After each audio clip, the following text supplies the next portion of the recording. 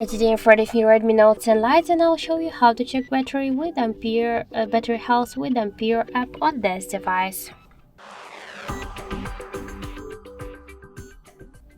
So first we should get the Ampere application from the Play Store. That's why enter Ampere in the search pool, tap to install and wait a little bit while this application will download and then installing on your device.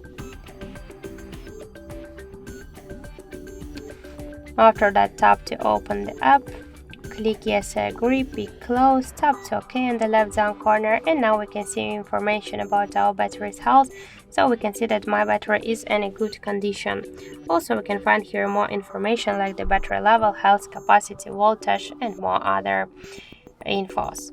So that's it, thank you for watching, and if you find this video helpful, don't forget to leave a like, comment and to subscribe our channel.